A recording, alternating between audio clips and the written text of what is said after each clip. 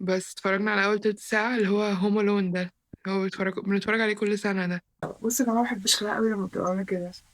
ليه الوحدة أرحم من قاعدة تقلل منك؟ هو أنا ليه بحس بالوحدة أكتر وأنا وسطهم؟ وهنتكلم عليه تاني عشان هو مهم جدا يا جماعة.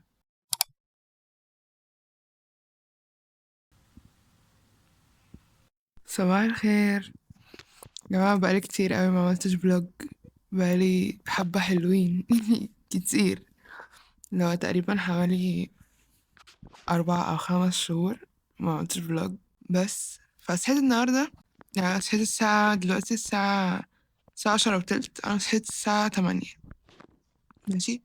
فصحيت غسلت وشي وكده، كنت قاعدة بذاكر بس، فقلت طب ليه ما اعملش فلوج أول يوم في السنة، فصورت. اديني بصور معاكم دلوقتي، لو ما تستغربوش ده المثبت، ما علينا. فقلت صور معاكم أول يوم في السنة، يعني فلوج، والحاجات اللي أنا بقى بحاول أعملها في أول يوم في السنة.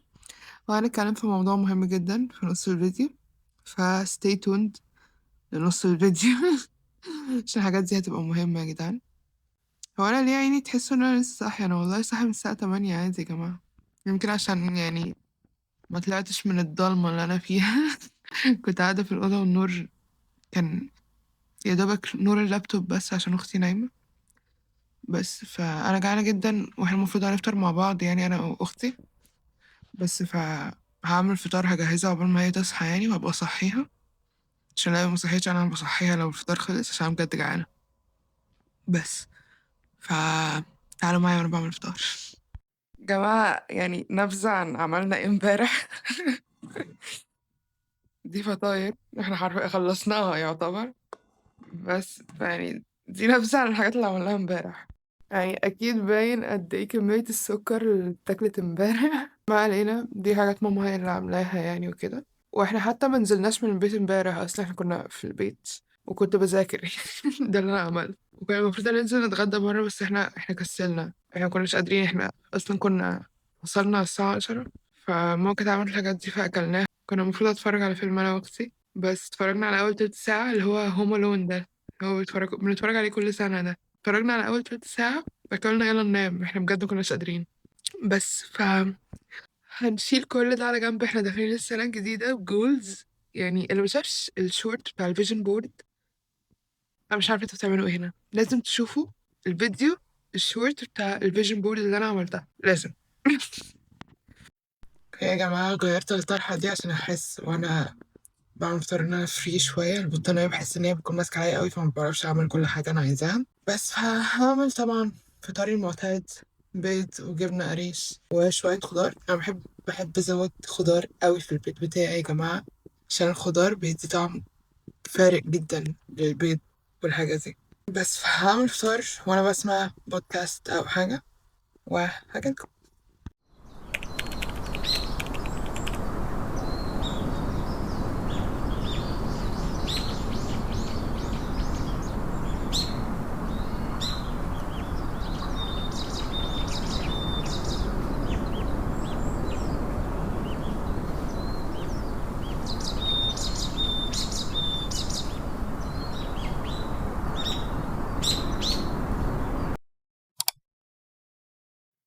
جماعة بعت السنة الجديدة كانت وحشة قوي وما اعرفش ايه وكده.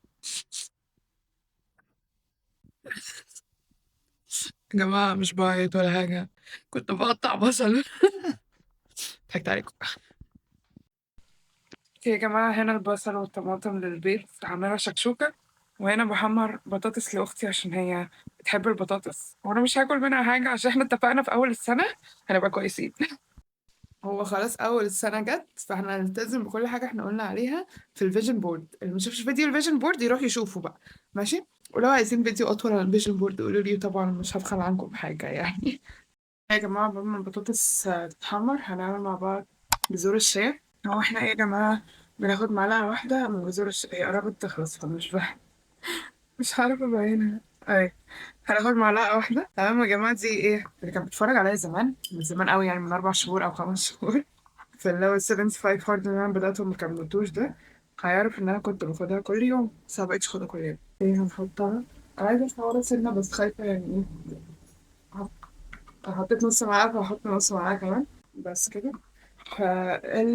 اللي كان عارف يعني أنا كنت باخدها كل يوم قبل الفطار، بس أنا بقيت أخدها بعد الفطار عشان حسيت إن أنا بقيت لما أخدها بعد الفطار بيشبعني أكتر يعني، وكده بتشبعني أكتر. فعشان كده بقيت أخدها بعد الفطار، وأصلا بقالي فترة كبيرة ما باخدهاش. طبعا عشان احطها في الفيجن بورد لازم اخدها. طبعا بعد ما حطينا، انا نسيت اكمل، هنملاها ميه. في ناس يا جماعه بتاخدها على زبادي، وفي ناس بتاخدها على ايه، على الاكل كده بيرشوها، بس انا باخدها في ميه احسن. وايه فايدتها؟ هي فيها اوميجا 3 كتير بيقولوا يعني، وهي الياف اصلا، مليانه الياف. فانا محتاجاها عشان التركيز طبعا، عشان ثانويه عامه، و بلس ان هي بتحسسك بالشبع، يعني دي حاجه حلوه، بتنفخ البطن ان انت تحسي بالشبع. بصي انا ما بحبش كده قوي لما بتبقى عامله كده، كده حلو قوي. فسيبها تاخد راحتها. يا جماعه اول ما تحطوها ما تشربوش على طول، عشان ايه؟ هي كده لسه يعني اكنها ما استوتش، فاهمين؟ فاول ما تحطوها ما تشربوهاش على طول، بتسيبوها تعمل الماده الجيلاتينيه بتاعتها حواليها. فدي انت بتسيبوها كده في الميه حوالي قولوا ساعتين او ساعه على حسب، بس انا بسيبها حبه حلوين يعني، ساعتين ثلاثه، عشان ايه؟ نضمن. عشان انتوا لو شربتوها كده ما سبتوهاش تعمل الماده الجيلاتينيه بتاعتها، هيحصل لكم مشاكل جوه جسمكم، ان ممكن حاجه عندكم تتسد، او حاجه الرئه تتسد، او حاجه زي كده. حاجه شفتها، مش عايزه فتسي، مش عايزه فتسي، محدش ياخد الكلام ده ضدي، بس انا مش عايزه فتسي. بس هي ايه، ممكن تعمل لكم مشاكل لو انتوا خدتوها من غير ما تستوي شوية يعني. شكلها خطير. نسيبها على جنب عقبال ما الحاجة تخلص. جماعة عايزة اجيب رينج لايت قوي قوي قوي، بجد الموضوع صعب. الموضوع صعب. انتوا لو عارفين من الصندل بتاع ده على ايه دلوقتي هتعرفوا ان انا يعني كده ما علينا. بيتي واقفة في النص عشان يقول لي ان الاستورج خلاص بكح.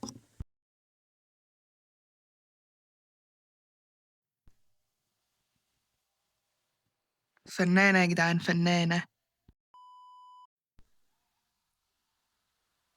هو عدى يومين تقريبا على تصوير الفلوج ده، بس انا لما جاب لي موضوع ان الاستورج بوم خلاص، بوم بوم بوم، انا فقدت الشغف.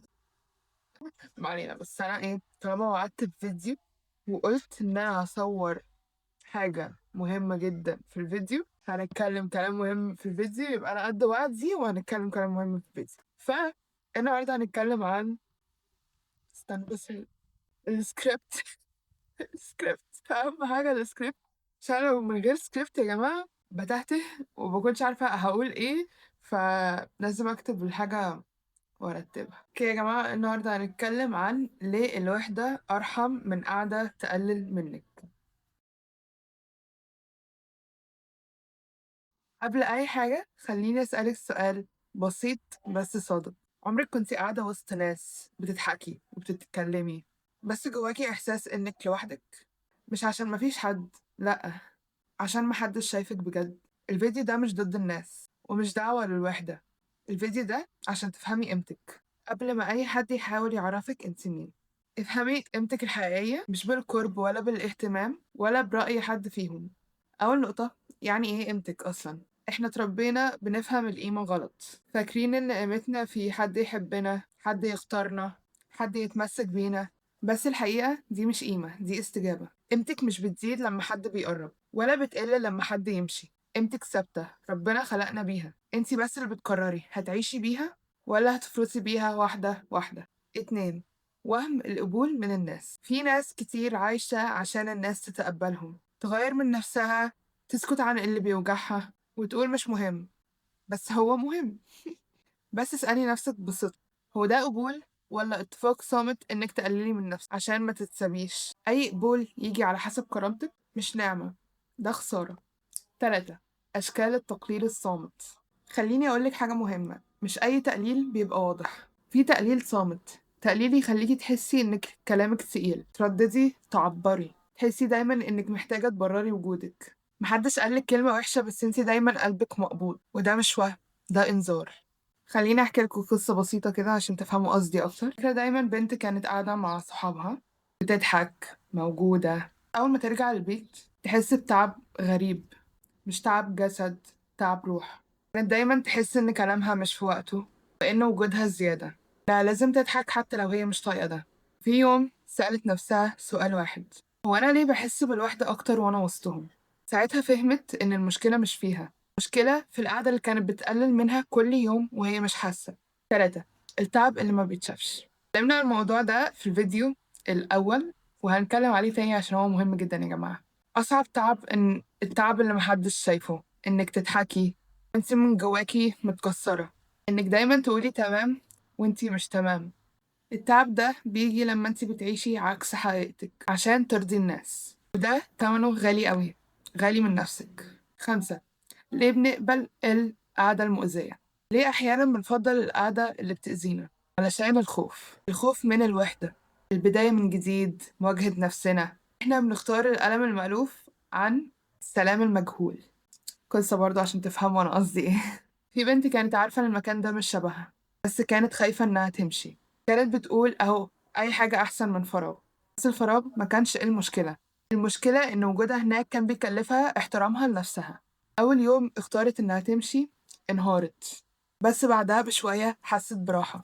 طبعا يا جماعة الإحساس ده مش بيجي من أول يوم ولا تاني يوم، لأ ممكن يقعد معاكم لحد شهور عادي. حست براحة ما كانتش حاسة بيها وهي وسطهم. 6. ليه ربنا يسمح بالوحدة؟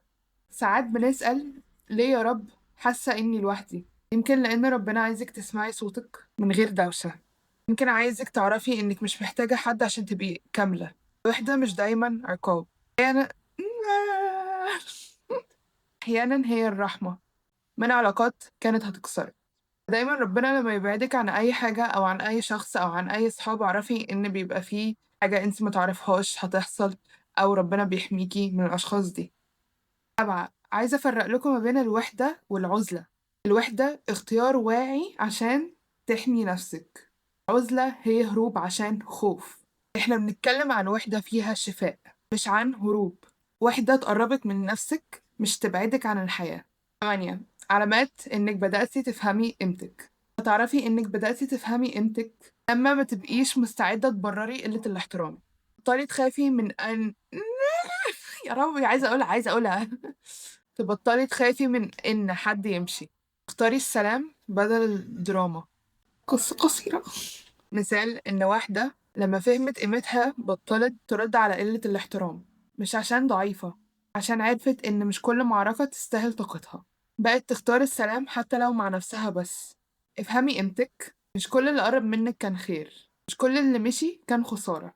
الوحدة أرحم من قاعدة تخليكي تشكي في نفسك. أول ما تفهمي قيمتك مش هتحتاجي تثبتيها. بس I hope إن الفيديو يكون عجبكم، ولو عجبكم حطوا لايك واعملوا اشتراك في القناة عشان ده هيساعدني إن أنا أكمل إن شاء الله. ويا جماعة قولولي حوار عجبكم إن أنا أقول قصة صغيرة في النص، إن أنا أفهمكم أنا بتكلم عن إيه ولا لأ في الكومنتس عشان أعرف أكمل فيها ولا لأ.